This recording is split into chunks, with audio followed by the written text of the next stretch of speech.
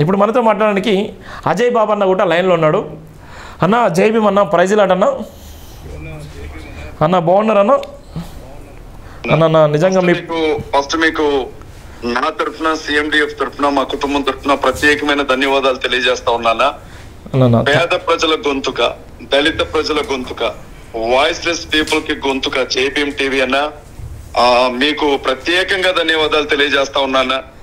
Thanks అన్న, thank you very much అన్న. నీకు నిజంగా చెప్తున్నా, లైవ్ ద్వారా చెప్తున్నాను, నిజంగా నీ పోరాటానికి హైట్స్ అప్ అన్న. ఎందుకోసం అంటే ప్రవీణ్ పగడాలను ఏ విధంగా అయితే ఇంటెలెక్చువల్ చూసినావు, మరో ఇంటెలెక్చువల్ నువ్వే అన్నావు. ఎందుకోసం అంటే సమాజంలో ఉన్నటువంటి ప్రపంచం అంతా మిమ్మల్ని చూస్తుంది. మీరు పడ్డ వేదన, పోలీసులు అక్రమ కేసులో మిమ్మల్ని ఏ విధంగా తీసుకుపోయి ఎంత ఇబ్బందులు పెట్టిల్లు, ఎంత చిత్రహింసలు పెట్టిల్లో, మీరు జైలు జీవితం గడిపిన సందర్భాలు ఉన్నాయి.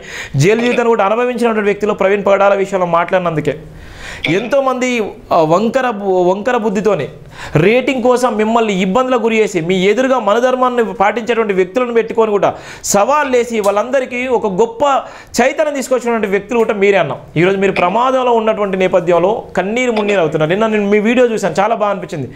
ఎంత బాధ అంటే అంత బాధ.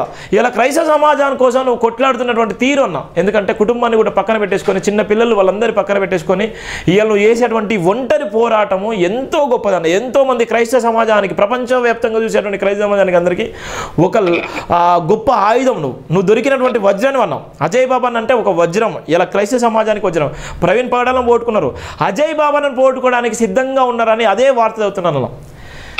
ఏ విధంగా చెప్పాలనుకుంటున్నారు ప్రవీణ్ పగడాల విషయంలో, ఏ విధంగా చెప్పాలనుకుంటున్నారన్నా? ఇప్పుడు ఉన్నటువంటి క్రైస్తవ సమాజం గురించి ఏ విధంగా చెప్పాలనుకుంటున్నారు? ఇలా ఉన్నటువంటి మీడియాలు కావాలని చిత్రీకరించేటువంటి నేపథ్యంలో ఏ విధంగా చెప్పాలనుకుంటున్నారు? ఇలా ఉన్న సుగుణాకర్ రాజు లాంటి ఇలా ఉన్నటువంటి ఎవరైతే మతోన్మాద వెధువులు ఉన్నారో వాళ్ళందరూ కూడా కుట్ర కుతంత్రాలు వేసి ఇష్టానుసారంగా మాట్లాడే వాళ్ళందరికీ నువ్వు ఏం చెప్పాలనుకుంటావు అది చెప్పండి అన్న ప్లీజ్.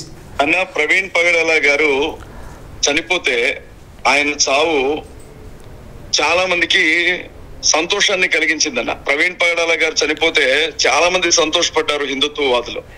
ఆయన ఒక త్రాగుబోతుగా చిత్రీకరించారని ప్రయత్నించారన్న. ఆయన మరణించినప్పుడు ఖచ్చితంగా ఆయన మందు దాగే చనిపోయారు, ఆ పోస్ట్ మార్టం రిపోర్ట్ వస్తుంది అని చెప్పి చాలా మంది హిందుత్వవాదులు మాట్లాడారు. అయితే పోస్ట్ మార్టం రిపోర్ట్ వచ్చిన తర్వాత అందులో మనం చూస్తే అసలు ఆయన కడుపులో మద్యం తాగినటువంటి వాసన గానీ, ఆ మందుకు సంబంధించినటువంటి ఆనవాళ్లు కానీ దొరకలేదన్న. ఆయన అసలు మందు తాగలేదు అని పోస్ట్ మార్టం రిపోర్ట్ వచ్చింది. అది ఎంత దారుణమైన విషయం చూడండి. ఒక దైవజనుడిని క్రైస్తవ సంఘం తరఫున, దళితుల పక్షాన, అనగత్రొక్కబడినటువంటి ప్రజల పక్షాన, మరో అంబేద్కర్ గారి లాగా కొట్లాడినటువంటి వ్యక్తి చనిపోతే ఆయన మరణాన్ని ఒక త్రాగుబోతు మరణంగా చిత్రీకరించడానికి విశ్వ ప్రయత్నం చేసింది ఎల్లో మీడియా. విశ్వ ప్రయత్నం చేసిందన్న ఎల్లో మీడియా.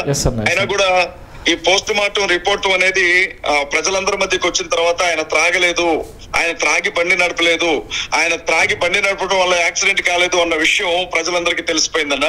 అది కుట్రపూరితంగా జరిగినటువంటి విషయంగానే మేము చూస్తా ఉన్నాం. ఒకటి